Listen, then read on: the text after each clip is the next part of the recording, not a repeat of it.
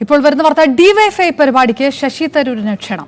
DYFI സംഘടിപ്പിക്കുന്ന startup ഫെസ്റ്റിവലിലേക്ക് നേതാക്കൾ നേരിട്ടെത്തിയാണ് തരൂരിനെ ക്ഷണിച്ചത്.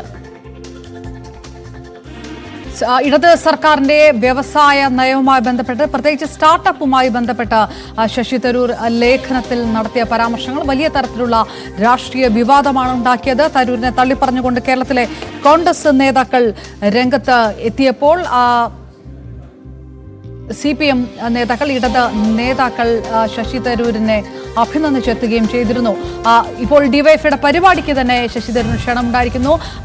അരുൺ, വിവരങ്ങൾ എന്താണ്? ആരെല്ലാമാണ് ശശി തരൂരിനെ ക്ഷണിച്ചത്? ഇത് ഏത് തരത്തിലേക്ക് കാര്യങ്ങൾ നീങ്ങുന്നു എന്നാണ് വിവരം? ശശി തരൂരും കോൺഗ്രസുമായി അഭിപ്രായ ഭിന്നതയുണ്ട് എന്ന തരത്തിലുള്ള വാർത്തകളാണ് കഴിഞ്ഞ ദിവസങ്ങളിലൊക്കെ നമ്മൾ റിപ്പോർട്ട് ചെയ്തത്. പിന്നെ മഞ്ഞുരുക്കൽ ശ്രമം എന്ന രീതിയിൽ 2.5 വർഷത്തിലേറെയായി തരൂറിനെ അപ്പോയിന്റ്മെന്റ് പോലും അനുവദിക്കാത്ത രാഹുൽ ഗാന്ധി അദ്ദേഹവുമായി കൂടിക്കാഴ്ച നടത്തിയിരുന്നു. ഇതിനിടയിലാണ് സംസ്ഥാന സർക്കാരിനെ അഭിനന്ദിച്ച, സംസ്ഥാന സർക്കാരിന്റെ വ്യവസായ നയത്തെ, സംസ്ഥാനത്തെ വ്യവസായ സൗഹൃദ അന്തരീക്ഷത്തെ അഭിനന്ദിച്ച ശശി തരൂറിനെ ഡിവൈഎഫ്ഐ അവരുടെ സ്റ്റാർട്ടപ്പ് ഫെസ്റ്റിവലിലേക്ക് ക്ഷണിക്കുന്നത്. ഡിവൈഎഫ്ഐയുടെ അഖിലേന്ത്യാ അധ്യക്ഷൻ സംസ്ഥാന സെക്രട്ടറി VK സനോജ് ഉൾപ്പെടെയുള്ളവർ അദ്ദേഹത്തെ നേരിട്ട് കണ്ടാണ് ഈ സ്റ്റാർട്ടപ്പ് ഫെസ്റ്റിലേക്ക് ക്ഷണിച്ചത്.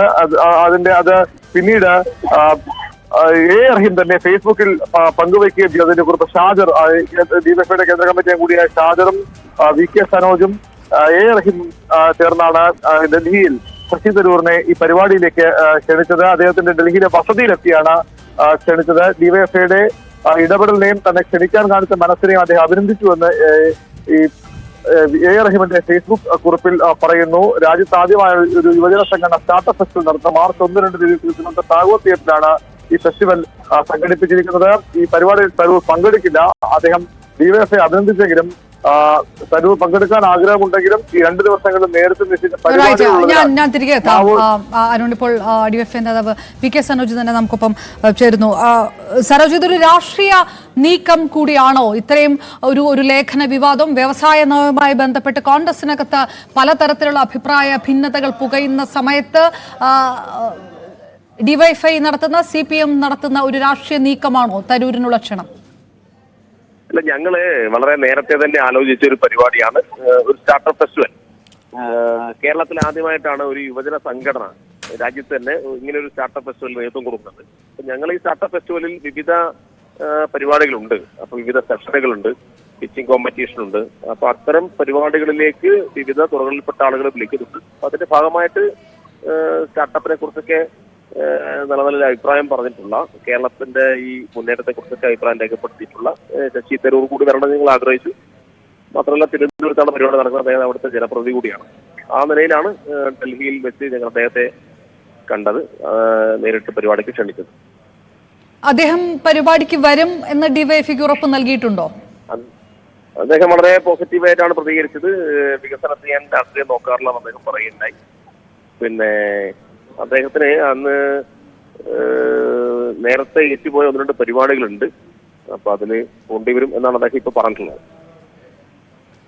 ഇത് വലിയ തരത്തിലുള്ള അഭിപ്രായ ഭിന്നത സംസ്ഥാന കോൺഗ്രസിനകത്ത് പുകയുന്ന ഒരു സാഹചര്യം. രാഹുൽ ഗാന്ധിയുമായി ഒരു കൂടിക്കാഴ്ച നടത്തിയ ശേഷം മടങ്ങുന്ന ശശി തരൂര് ഈ ഒരു അവസരത്തിൽ CPM നടത്തുന്ന ഒരു രാഷ്ട്രീയ ലക്ഷ്യമായി ഇത് നീക്കമായി ഇത് വ്യാഖ്യാനിക്കാനുള്ള സാധ്യത കൂടുതലല്ലേ സനോജ്? അല്ല, ഇതിന് രാഷ്ട്രീയ നീക്കത്തിനും കാര്യമില്ല. അദ്ദേഹം വളരെ സത്യസന്ധമായിട്ട് അഭിപ്രായമല്ലേ പറഞ്ഞു. അദ്ദേഹത്തിന്റെ പലവിധ അഭിപ്രായങ്ങളോട് ഞങ്ങൾക്ക് വിയോജിപ്പെട്ട്, പക്ഷേ അദ്ദേഹം കേരളത്തിൽ വന്നിട്ടുള്ള ഈ അത്ഭുതകരമായ മാറ്റത്തെക്കുറിച്ച് വളരെ കൃത്യമായ ഡാറ്റ വെച്ചിട്ടാണ് അദ്ദേഹം ഒരു ലേഖനം എഴുതിയത്. അപ്പൊ അതിന്മേലാണല്ലോ ഒരു വിവാദം ഇവിടെ ഉണ്ടാക്കിയിട്ടുള്ളത്. ഏതായാലും അങ്ങനെ വിവാദം ഉണ്ടാക്കിയത് കേരളത്തിന്റെ പ്രതിപക്ഷ നേതാവിനോടും രമേശ് ചെന്നിത്തലയോടൊക്കെ കേരളീയ സമൂഹം നന്ദി പറയേണ്ടതുണ്ട്. കാരണം ഇങ്ങനെയൊരു പ്രശ്നം നിങ്ങളെപ്പോലുള്ള മാധ്യമങ്ങൾ ഉൾപ്പെടെ ചർച്ച ചെയ്യാതിരുന്നൊരു വിഷയം വളരെ ജനങ്ങൾക്കിടയിൽ എത്തിക്കാൻ വേണ്ടി കഴിഞ്ഞു. അപ്പൊ കേരളം ഇപ്പോഴാണ് ആളുകൾ അറിയുന്നത് കേരളം ഇത്രമാത്രം മാറിയിട്ടുണ്ടോ എന്നൊരു വലിയ പ്രചരണം ഇതിന്റെ ഭാഗമായിട്ട് വന്നല്ലോ. സനോജ്, അപ്പോൾ ഇത് പരിപാടിയിൽ പങ്കെടുക്കാൻ അസൗകര്യമുണ്ട് എന്ന് പറയുന്നിടത്ത് ഒരുപക്ഷെ ഈ നടത്തിയ ലേഖനത്തിലെ പരാമർശങ്ങളിൽ അദ്ദേഹം പശ്ചാത്തപിക്കുകയോ അല്ലെങ്കിൽ അത് തിരുത്തണമെന്നും ഉള്ളിൽ കരുതുകയോ അല്ലെങ്കിൽ പാർട്ടിയിലെ ഈ ഭിന്നത കൊണ്ട് അദ്ദേഹത്തിന് മറ്റൊരു ചിന്ത ഉണ്ടാവുകയോ ചെയ്തിട്ടുണ്ടാകാം. അങ്ങനെയും വിലയിരുത്തപ്പെടാലോ. ഒരിക്കലും ഉണ്ടെന്ന് തോന്നുന്നില്ല. അദ്ദേഹം വികസന ഞങ്ങൾ ഈ പരിപാടിയോട് വളരെ പോസിറ്റീവായിട്ട് നല്ല പരിപാടിയാണ് എന്ന നിലയ്ക്കാണ് അദ്ദേഹം പറഞ്ഞിട്ടുള്ളത്. മാത്രമല്ല അദ്ദേഹം സ്ഥലത്തുണ്ടെങ്കിൽ പങ്കെടുക്കും എന്ന് തന്നെയാണ് അദ്ദേഹം പറഞ്ഞത്. പക്ഷെ നേരത്തെ ചില പരിപാടികൾ ഏറ്റുപോയത് കൊണ്ട് ശശി തരൂരിനെ പോലുള്ള ആളുകൾ നമുക്കറിയാലോ, വലിയ ഈ രാജ്യത്തുടനീളം പരിപാടിയിൽ പങ്കെടുക്കുന്ന ആളാണ്.